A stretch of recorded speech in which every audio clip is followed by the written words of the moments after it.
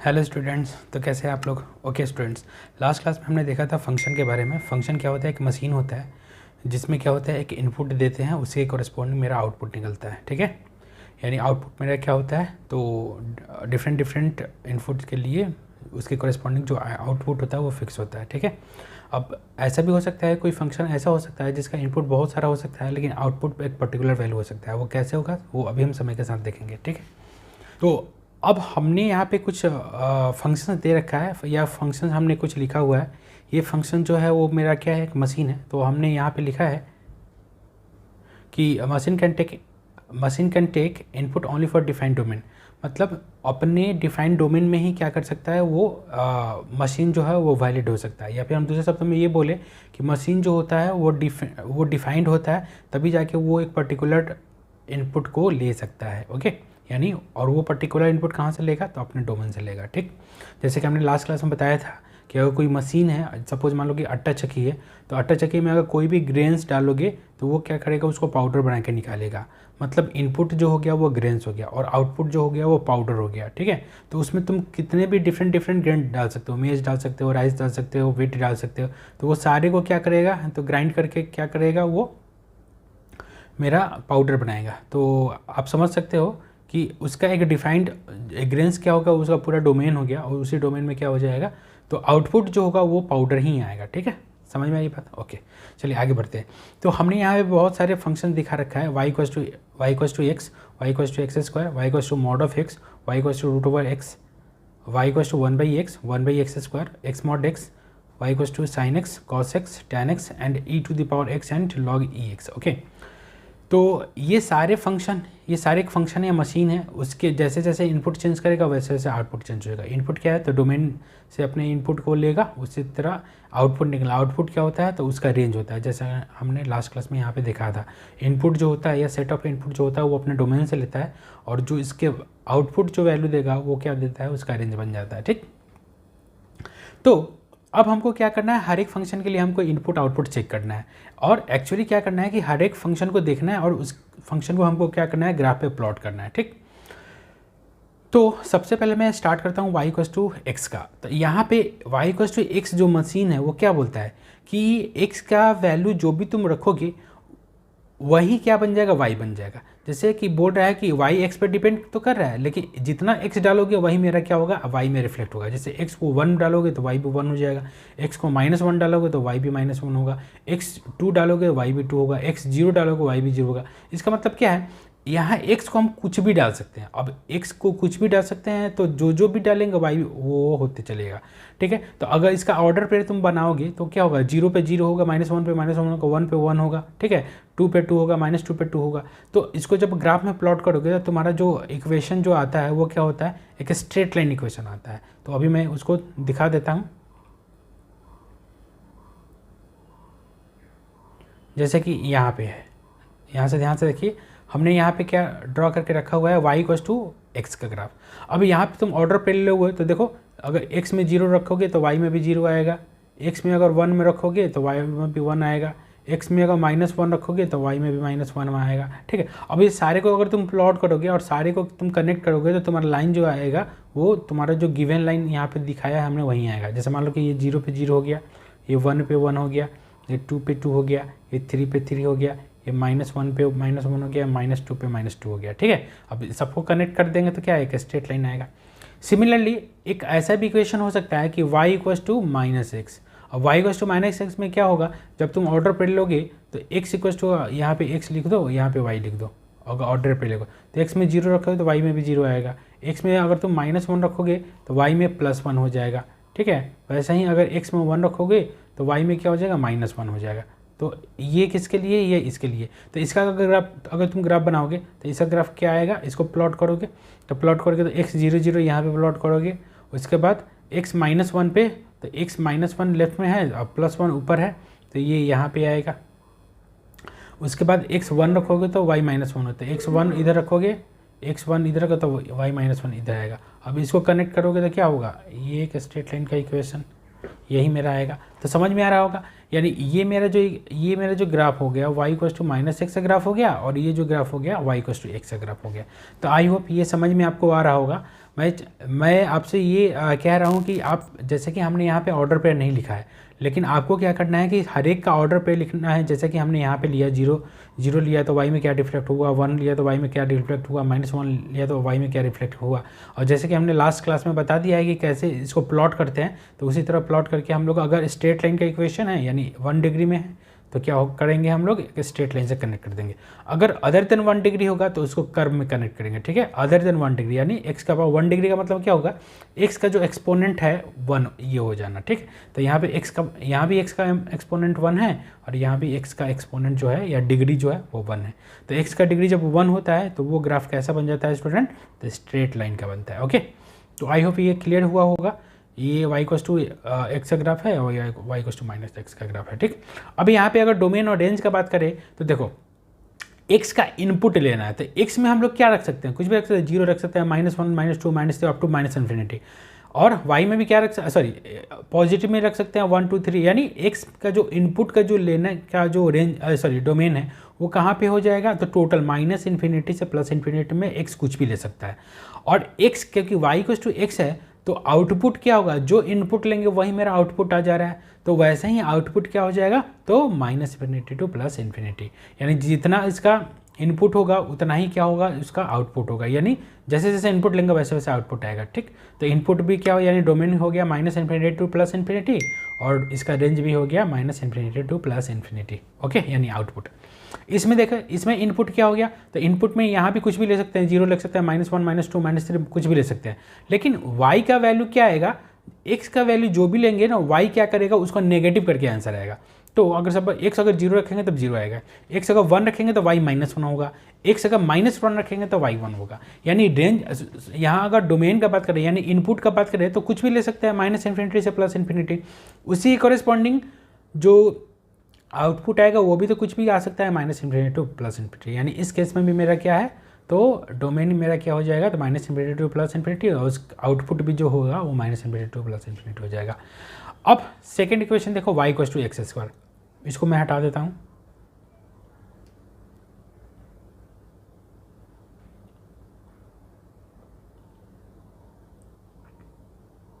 अब देखो y equals to x², अब यहाँ पे एक मशीन है, अब मशीन में इनपुट क्या है, x है, तो अगर x को अगर 0 रखेंगे तो y मेरा क्या हो जाएगा, y भी 0 होगा। अगर x को हम लोग -1 रखेंगे तो y मेरा क्या आएगा, 1 आएगा। अगर x को 1 रखेंगे तो y मेरा क्या आएगा, तब भी 1 आएगा। अगर x को -2 रखेंगे तो y मेरा क्या होगा, 4 आएगा। और x को 2 भी रखेंगे तो y मेरा क्या आएगा, 4 आएगा। यानी डिफरेंट इनपुट के लिए जो आउटपुट आ रहा है वो सेम आ रहा है। तो ये पॉसिबल है, फंक्शन में क्या हो सकता है, डिफरेंट इनपुट के लिए जो आउटपुट है वो 1 आ सकता है, सॉरी सेम आ सकता है, ठीक है, लेकिन आउटपुट डिफरेंट नहीं आ सकता है, ठीक है, अलग अलग वैल्यू के लिए। चलो तो आगे हम लोग देखते हैं। तो अगर इसी को अगर प्लॉट करेंगे तो यहाँ पे क्या होगा, 0 0 प्लॉट हो गया, और फिर -1 पे, तो x -1 इधर क्या है, तो ये y पे इधर चला गया, ये ऐसा हो गया। तो ये कितना है, तो -1 और 1 का पॉइंट हो गया। वैसे ही x अगर +1 रखेंगे तो y 1 हो जा रहा है, तो x अगर +1 रखेंगे तो y 1 1 हो जा रहा है, यानी y भी 1 हो गया। x अगर -2 रखेंगे तो x -2 यहाँ पे है, तो x ऊपर जाएंगे तो ये क्या हो जाएगा, मेरा यहाँ पे लेते हैं, तो ये मेरा हो जाएगा 4, तो ये पॉइंट हो गया -2 और 4 का पॉइंट हो गया। वैसे ही अगर x +2 लेंगे तो ये भी क्या हो जाएगा, तो ये कुछ ऐसे हो जाएगा, तो ये मेरा हो जाएगा 2 और 4। अब इसी को क्या करना है, कनेक्ट करना है। अब जाहिर सी बात है ये 2 डिग्री का इक्वेशन है, अदर देन 1 डिग्री है, तो इसको कर्व से क्या करना है, तो इसको ऐसे जैसे जैसे इसको कर्व लाइन से ऐसे ऐसे ऐसे ऐसे, और क्योंकि ओरिजिन की तरफ आके मीट कर जा रहा है तो इसीलिए इसको ऐसे कनेक्ट करेंगे और ऐसे कनेक्ट करके। आपको बस इतना याद रखना है, y इक्वल्स टू x² का जो ग्राफ होता है वो ऐसे होता है और इसको पैराबोला बोलते हैं, ठीक है, अपवर्ड पैराबोला ये हो गया। तो आई होप ये समझ में आया होगा। आप इनपुट देखिए और आउटपुट देखिए, उसके कॉरेस्पॉन्डिंग ही मेरा आंसर आएगा। अब बताइए इसमें इनपुट क्या लिख सकते हैं, तो इनपुट तो कुछ भी ले सकते हैं, प्लस ले सकते हैं, देखो जैसे यहाँ पे 0 लिए है, -1 लिए है, -2 लिए है, +2 लिए है। यानी इनपुट जो हो सकता है वो क्या हो सकता है, -∞ टू +∞ हो सकता है, ठीक है। यानी जो डोमेन हो सकता है एक्स का डोमेन क्या हो सकता है, कुछ भी हो सकता है, -∞ टू +∞। लेकिन जो y में जो वैल्यू आएगा, तो देखो y में वैल्यू कम से कम देखो माइनस लिए तब भी 1 आया, ठीक है, और प्लस लिए तो 1 है, यानी कम से कम कितना 0 वैल्यू हो सकता है। तो ये देखो y का मिनिमम वैल्यू क्या है ओरिजिन पे, उसके बाद ये यानी y का जो यानी y क्या है, तो y आउटपुट है, तो आउटपुट का वैल्यू मिनिमम कितना हो सकता है 0 हो सकता है, नहीं तो वो ज़्यादा ही होगा। तो y कहाँ से कहाँ रोटेट करेगा, तो 0 से लेकर इन्फिनिटी में कहीं भी हो सकता है, यानी इसका रेंज, इस फंक्शन का जो रेंज होगा वो क्या हो जाएगा, इस मशीन का जो आउटपुट होगा वो क्या हो जाएगा, तो 0 से लेकर इन्फिनिटी में कुछ भी वैल्यू होगा। लेकिन डोमेन का अगर x का डोमेन का बात करेंगे तो -∞ टू +∞। ओके, आई होप ये समझ में आया होगा। ओके, अब इसी इक्वेशन को हम लोग क्या कर सकते हैं स्टूडेंट, इसी इक्वेशन को हम लोग उल्टा भी कर सकते हैं। अगर सपोज मान लो y = x² नहीं दे के कुछ ऐसा दे देता कि x = y² दे देता। अब देखो, तो यहाँ पे इनपुट जो वैल्यू लेना था वो x को लेना था, यहाँ पे जो इनपुट वैल्यू है वो क्या हो जाएगा, अब ये मेरा हो गया इनपुट, ठीक है, और ये मेरा हो गया आउटपुट। यानी अब मेरा जो x एक वेरिएबल है जो कि किस पे डिपेंड कर रहा है, y पे, यानी अब y पे हम वैल्यू यहाँ पे डालेंगे और वो रिफ्लेक्ट करेगा x में। तो अगर इसका ग्राफ बनाओगे तो ये कैसे बनेगा, तो ये कुछ ऐसे बनेगा। आई होप ये समझ में आपको आया होगा। सारा काम सेम करना है, वहीं ऑर्डर पेयर, y का वैल्यू 0 रखो, x हमेशा 0, x 0 आएगा, y का -1 रखोगे तो y के x कितना होगा, +1, -2 पे +4, तो ऐसे ही करते करते जाएगा। यानी कहने का मतलब यहाँ पे y क्या हो सकता है, वहाँ पे y कुछ भी हो सकता है, लेकिन यहाँ पे x जो हो रहा है वो हमेशा पॉजिटिव हो रहा है। देखो ये समझ में आ रही होगा। तो ये भी एक इक्वेशन बनाया जा सकता है। तो इसमें इनपुट कुछ और था, इनपुट x में था, आउटपुट y में था। यहाँ पे इनपुट क्या कर दिया, y में कर दिया, और आउटपुट क्या कर दिया, x में कर दिया। तो ग्राफ क्या हो जाएगा, बस x। अब देखो, अब इसी में क्या कर देंगे, यहाँ पे अगर हम लोग करें कि ये वाला फंक्शन ले ले, तो ये वाला फंक्शन, अब सपोज मान लो कि इसी वाले फंक्शन में, ये इसको मैं हटा देता हूँ, अभी हमने जो ये लिया इसको भी मैं हटा देता हूँ, ठीक है। अब इसी में क्या करेंगे, दोनों तरफ अब रूट ले लेंगे, तो रूट x = कितना हो जाएगा, y हो जाएगा। हम सिर्फ ये वाले टर्म को ले रहे हैं, तो y = कितना होगा, √x हो जाएगा। अब बताओ कि y = √x, तो यही वाला ग्राफ था ना मेरा, यही वाला ग्राफ था। तो अब यहाँ पे अगर इसी को उलट के, इसी को हम स्क्वायर रूट लेके और फिर इसको, अब हम इसको इनपुट ले ले और इसको आउटपुट ले ले, तब क्या होगा। तो अब देखो, अब यहाँ x जो पहले मेरा चल रहा था इस वाले फंक्शन के लिए, y = x के लिए, x यहाँ पे कुछ भी हो रहा था, लेकिन इस कंडीशन में x कुछ भी नहीं हो सकता है। क्यों, क्योंकि इस फंक्शन में क्या, इस मशीन को क्या किया, रूट से बांध दिया है। जब रूट से बांध दिया यानी इसके ऊपर रूट का टोपी लगा दिया है। तो जब रूट का टोपी लगा देगा ना, तो रूट का अपना कैरेक्टरिस्टिक होता है कि रूट के अंदर नेगेटिव चीज़ नहीं फंसता है, नहीं तो अगर नेगेटिव फंसेगा तो वो इमेजिनरी हो जाएगा, ठीक। तो x का मिनिमम वैल्यू कितना रख सकते हैं, 0 रख सकते हैं, और उससे नेगेटिव रख सकते हैं, नहीं रख सकते हैं। नेगेटिव रखेंगे तो ये मेरा मशीन ही डिफाइन नहीं होगा, मशीन ही खराब हो जाएगा, ठीक है। तो यहाँ पे इनपुट का मिनिमम वैल्यू कितना रख सकते हैं यहाँ पे इस वाले केस के लिए, तो मिनिमम x मिनिमम जो हो सकता है वो हो सकता है मेरा 0, और मैक्सिमम कितना हो सकता है, x मैक्सिमम जो हो सकता है वो क्या होगा, इन्फिनिटी। यानी यहाँ पे इनपुट जो डोमेन हो गया वो क्या, कहाँ से कहाँ तक जाएगा, तो 0 से इन्फिनिटी में जाएगा, ठीक है। 0 से कहाँ तक जाएगा, इन्फिनिटी में जाएगा। वैसे ही जब इनपुट 0 से इन्फिनिटी में जाएगा तो आउटपुट कितना होगा, तो जाहिर सी बात है जब यही 0 से बड़ा है तो क्या होगा, रूट का वैल्यू हमेशा ही क्या होता है, तो पॉजिटिव ही आ रहा है इस केस में, ठीक है। तो y भी क्या हो जाएगा, इस केस में y भी मेरा क्या होगा, तो धीरे धीरे धीरे धीरे धीरे इसी 0 to इन्फिनिटी में भी इसका आंसर आएगा। तो जब भी अब इसका अगर ग्राफ बनाना है तो क्या करोगे, अब यहाँ पे x को हम लोग नेगेटिव नहीं ले सकते, ठीक है। x को नेगेटिव नहीं ले सकते हैं तो y भी तो नेगेटिव नहीं आ रहा है। तो इसका हमने इस वाले फंक्शन का जो हमने ग्राफ देखा था वो क्या देखा था, ये वाला देखा था, यही वाला ग्राफ देखा था, ठीक है। तो अब इसको रूट करके यही वाला बन गया। अब बताओ इसमें क्या हो सकता है, तो y तो कभी भी नेगेटिव नहीं हुआ, तो y वाला ये वाला क्या हो गया, ये खत्म हो गया, ये y है ये x है, तो y वाला मेरा क्या हो गया, कट गया, क्योंकि √x का वैल्यू जो आउटपुट आएगा वो कभी भी पॉजिटिव ही होगा, वो कभी भी नेगेटिव नहीं होगा, या फिर 0 से लेके 0, या फिर इसको दूसरे शब्द में बोलते हैं नॉन नेगेटिव, यानी नेगेटिव नहीं होगा, 0 भी हो सकता है और पॉजिटिव भी हो सकता है। यानी ये वाला जो ग्राफ हुआ, ये वाला ग्राफ मेरा कट गया, यानी इसका जो ग्राफ बचेगा वो कौन सा ग्राफ बचेगा, तो सिर्फ ऊपर वाला ग्राफ बचेगा, यानी ये वाला। तो आई होप ये आपको समझ में आया होगा। अगर समझ में नहीं आया तो थोड़ा सा बैक जाइए, आपको समझ में आ जाएगा। ओके, अब आगे बढ़ते हैं। आगे क्या है भाई, आगे अब दूसरा हम लोग फंक्शन या दूसरा मशीन लेते हैं, y = mod x का machine. y equal to mod x का मशीन में हम लोग कैसे पुट करेंगे, तो देखो y equal to mod x को मशीन को पहले डिफाइन करना पड़ेगा। तो इसका डेफिनेशन होता है y equal to mod x को हम लोग ऐसे डिफाइन कर सकते हैं कि y इक्वल टू एक्स होगा कब, जब x का वैल्यू 0 से बड़ा होगा तब, ठीक है। यानी x अगर पॉजिटिव होगा उस समय y का इक्वेशन क्या बन जाएगा, x बन जाएगा। जब x 0 होगा तब उस समय y का इक्वेशन 0 बन जाएगा, और जब x नेगेटिव होगा उस समय y का इक्वेशन क्या बन जाएगा, तो माइनस x बन जाएगा। ओके, अब स्टूडेंट देखो, अब इसी को प्लॉट करना है, तो इसको कैसे प्लॉट करेंगे, तो हमको पता है y इक्वल टू एक्स का इक्वेशन क्या होता है। तो अभी हमने सीखा था पहले y इक्वल टू एक्स का लाइन नहीं होता है, ये वाला ये किसका है, तो y इक्वल टू एक्स का हो गया, ठीक है। ये y इक्वल टू एक्स का लाइन हो गया। अब y इक्वल टू 0, तो 0 यहाँ पे हो गया, और y equal to minus x का लाइन कौन होता है, तो y equal to minus x का लाइन ग्राफ में ये होता है। आपको समझ में आ गया। अब इसमें क्या करना है, हमको इक्वेशन पुट करना है, तो ये होगा y equal to minus x का लाइन हो गया। अब कंडीशन अगर पुट करेंगे तो कंडीशन में बोला है, मेरा ध्यान से देखना, कंडीशन में बोला है कि y इक्वल टू एक्स होगा कब, जब x पॉजिटिव होगा। अब बताओ यहाँ पे x है, एक मिनट इसको हटा देता हूँ पहले, ये मेरा पॉजिटिव x है, ये मेरा नेगेटिव x है, ये मेरा पॉजिटिव y है और ये मेरा नेगेटिव y है। ओके, और ये मेरा ओरिजिन है, ठीक। y इक्वल टू एक्स, यानी ये वाला लाइन कब होगा, वो ये सिर्फ x पॉजिटिव के लिए ही होगा, क्योंकि यहाँ पे x क्या बोला है, पॉजिटिव। यानी अगर हम ओरिजिन से इस यानी थर्ड क्वाड्रेंट में जाते हैं ये वाला लाइन में, तो ये तो इधर तो x नेगेटिव है क्या, यानी ये y इक्वल टू एक्स के लिए, y इक्वल टू एक्स के लिए ये वाला ग्राफ जो है वो ग्राफ नहीं होगा, यानी ये वाला ग्राफ को काट देंगे, ठीक, समझ में आ गया। अब फिर x इक्वल टू 0 के लिए, तो x इक्वल टू 0 यहाँ पे हो गया, x इक्वल टू 0 पर y इक्वल टू 0, ठीक।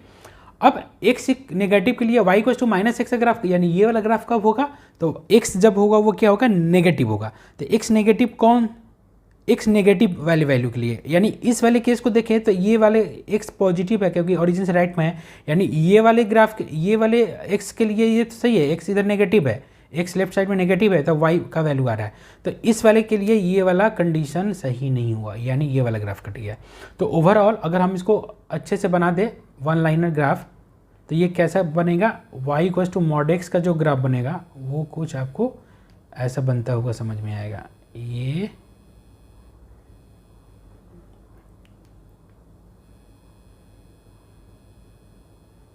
ये क्या हो गया, तो y equal to mod x का ग्राफ हो गया ये वाला, ठीक है।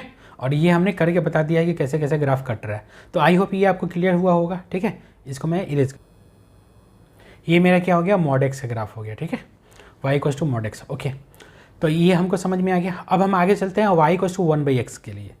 अब y इक्वल टू 1/x के लिए हम लोग क्या करेंगे, तो ऑर्डर पेयर लगाएंगे, ठीक है। तो अब देखो ऑर्डर पेयर यहाँ पे हम ले लेते हैं। ओके, तो यहाँ भी x का पावर -1 है, 1 नहीं है, तो यहाँ भी ग्राफ जो होगा वो क्या हो जाएगा, इसको करेंगे तो x का पावर -1 होगा, ऐसे x का पावर -1, ठीक है। तो ये भी 1 नहीं है, तो इसका भी ग्राफ क्या होगा, तो स्ट्रेट लाइन तो नहीं होगा, यानी कर्व ही होगा। तो अब देखो यहाँ पे x और यहाँ पे y ऑर्डर पेयर ले रहा है, तो ऑर्डर पेयर में वैल्यू लेंगे तो कैसे लेंगे, देखो भाई, तो x अगर 0 लेंगे, एक क्या लेंगे, तो ये किसके तरफ अप्रोच करेगा, तो ये इन्फिनिटी की तरफ अप्रोच करेगा, यानी इस पे तो काम हो गया मेरा। ओके, अब हम लोग बात करते हैं किस पे, अब हम लोग बात करते हैं 1 पे। तो x अगर 1 रखेंगे तो y भी 1 होगा, x अगर -1 रखेंगे तो y भी मेरा क्या होगा, -1 होगा, ठीक है। उसके बाद x अगर रखेंगे 2 तो y कितना हो जाएगा, 1/2, और वैसे ही कॉरेस्पॉन्डिंग मेरा वैल्यू क्या होगा, चलते चला जाएगा, ठीक है। तो अब जैसे ही जितना बड़ा x रखेंगे उतना बड़ा क्या होगा मेरा, अगर 4 रखेंगे तो ये कितना होगा, 1/4 होगा। यानी जैसे जैसे x का वैल्यू इंक्रीज करेगा वैसे वैसे y का वैल्यू क्या करेगा, डिक्रीज करेगा। तो इसी वाले प्लॉट क्या करना है, इसी वाले को हमको प्लॉट करना है। तो कैसे प्लॉट करेंगे, तो x जब 0 होगा y इन्फिनिटी पे, तो x 0 कहाँ पे होगा, तो ऑरिजिन के करीब में होगा, तो y पे कहाँ हो गया, तो पॉजिटिव इन्फिनिटी चला गया ऊपर ऐसे, ठीक है। तो ये जो ग्राफ जो दिखाया हुआ है ना, ये ऐसे दिखाया हुआ है, ठीक है। ओके, उसके बाद x जब 1 होगा तो y भी 1 हो जा रहा है, इस इक्वेशन x 1 पे y 1 हो गया। x अगर -1 होगा तब भी क्या होगा, -1, तो ये वाला, यानी दोनों एक साथ दोनों ग्राफ बनना स्टार्ट करेगा, ठीक है। x अगर अब x जब -∞ हो जाएगा, x अगर -∞ होगा तो उस समय y क्या होगा, देखो x अगर माइनस इन्फिनिटी होगा तो उस समय y क्या होगा, तो जीरो के करीब में आने लगेगा, ठीक है। तो ये x अगर इधर माइनस इन्फिनिटी होगा तो y क्या होगा, देखो y जीरो, यहाँ पे y जीरो की तरफ आने लग रहा है, पैरेलल हो जा रहा है, ठीक। वैसे ही अगर x क्या होगा माइनस x अगर जीरो की तरफ होगा, माइनस माने माइनस से चलते हुए अगर जीरो की तरफ होगा तो y क्या होगा, तब भी क्या होगा माइनस इन्फिनिटी। यानी पहले क्या है, x अगर -1 है, अब -1 से बढ़ते बढ़ते बढ़ते बढ़ते बढ़ते बढ़ते x अगर जीरो की तरफ आने लगेगा तो क्या होगा, तो ये बढ़ते बढ़ते जीरो की तरफ आ रहने लगा, उस समय क्या होगा, y क्या हो रहा है, धीरे धीरे धीरे धीरे धीरे धीरे और बढ़ते जा रहा है, ठीक है। तो आई होप आपको समझ में आ रहा होगा इधर। ओके, तो ये वाला ग्राफ कितना किसका है, तो y = 1/x का ग्राफ है। तो 1/x का ग्राफ कैसे बनता है, तो ये ऐसे बनेगा फर्स्ट क्वाड्रेंट में, और थर्ड क्वाड्रेंट में ये ऐसे बनेगा, ठीक है। तो आई होप ये आपको समझ में आया होगा, इसी ऑर्डर पे से है। अब x का वैल्यू जैसे जैसे बढ़ते जाएगा y का वैल्यू वैसे वैसे घटते, देखो x इधर बढ़ रहा है, y का वैल्यू घटते रहा है, ठीक है। x यहाँ पे क्या हो रहा है, x यहाँ पे घटते रहा है, माइनस इन्फिनिटी की तरफ जा रहा है। या फिर अगर हम लोग क्या बोले कि x अगर x इधर बढ़ते जा रहा है, इधर बढ़ते जा, यानी ओरिजिन से डिस्टेंस इसका बढ़ते जा रहा है, तो y का जो वैल्यू में है वो क्या हो रहा है, वो जीरो की तरफ आते जा रहा है। वैसे ही अगर x यहाँ पे क्या हो रहा है, पास आते जा रहा है नेगेटिव से, तो y का वैल्यू क्या होता है, बढ़ते जा रहा है। तो बस इसी का क्या है, फॉर्म है ये। अब अगर क्या होगा, y = 1/x² हो जाएगा। तो अब देखो यहाँ पे x का वैल्यू तो कुछ भी डाल सकते हैं, लेकिन y हमेशा क्या होगा, पॉजिटिव आएगा, क्योंकि ये स्क्वायर में है, ठीक है। अब क्योंकि 1/² में है तो 1/² है, तो x का वैल्यू -1 + 1 कुछ भी ले सकते हैं, जीरो कुछ भी ले सकते हैं, ठीक है। अब x का वैल्यू अगर जीरो रखेंगे तो y कितना हो जाएगा, इन्फिनिटी, ठीक है। तो x का वैल्यू जीरो क्या होगा, y इन्फिनिटी। तो ये कहाँ पे देखो, ये वाला जैसे धीरे धीरे स्टीपर होते जाएगा y से, तो उस समय ये x की तरफ में क्या हो जाएगा, नज़दीक आते रहेगा। अब जैसे जैसे ये आगे जाएगा वैसे अब इसमें भी x = 1 पे y = 1 होगा, ठीक है। तो x = 1 पे यहाँ पे सपोज मान लो कि ये मेरा लाइन हो गया y = x का, यहाँ पे 1 1 हो गया, और x = -1 पे भी ये सही हो जाएगा। यानी यहाँ पे जो ग्राफ होगा, ये वाला जो पॉइंट होगा, x = -1 पे y 1 ही आएगा। देखो x = -1 पे x नेगेटिव हो सकता है, लेकिन y हमेशा पॉजिटिव होगा। तो आई होप ये आपको क्या करना है, फिजिक्स में आपको सिर्फ ध्यान देना है कि ग्राफ कैसे बनेगा, ठीक है। आप में इसमें ज़्यादा रिसर्च नहीं करना है। मैथमेटिक्स में अगर आप पढ़ोगे, इंजीनियरिंग वाले जो भी स्टूडेंट है वो पढ़ेंगे तो वो उनको समझ में आएगा, ठीक है। मेडिकल वाले के लिए सब आपको ग्राफ को दिमाग में रखना है कि ये ग्राफ कैसे, इसका नेचर है, ठीक है। तो 1/x का ऐसे जाएगा, ठीक है। इसको जनरली रेक्टेंगुलर हाइपरबोला ही बोलते हैं, ठीक है। तो ये ऐसे ऐसे ऐसे ऐसे जाएगा, ओके। तो आई होप ये मैं क्लियर हूँ यहाँ पे। चलिए अब हम लोग बात करते हैं y = sin x। ये एक ट्रिग्नोमेट्रिकल फंक्शन है। तो sin x का वैल्यू हमने देखा था, x का वैल्यू क्या है, ये x क्या है, इसमें डिग्री है, ठीक है, एंगल है। तो x का एंगल कुछ भी हो सकता है, x का एंगल कुछ भी हो सकता है, उसके कॉरेस्पॉन्डिंग में मेरा क्या हुआ, y का वैल्यू जाएगा, ठीक है। अब देखिए x का वैल्यू हम कुछ भी जीरो से लेके कहीं भी ले सकते हैं, 0 1 2 3 360 degree, 350 degree, 400 degree, 500 degree, 7000 degree, कुछ भी ले सकते हैं, ठीक है। लेकिन y का वैल्यू जो आएगा वो कहाँ से कहाँ जाएगा, तो इसका जो आउटपुट होता है वो sin x के केस में आउटपुट जो होता है, यहाँ पे मैं लिख देता हूँ, sin x के केस में आउटपुट जो होगा वो होता है -1 से लेके 1 के बीच में। यानी sin x का जो वैल्यू होगा वो इसी के बीच में क्या करेगा, रोटेट करते रहेगा।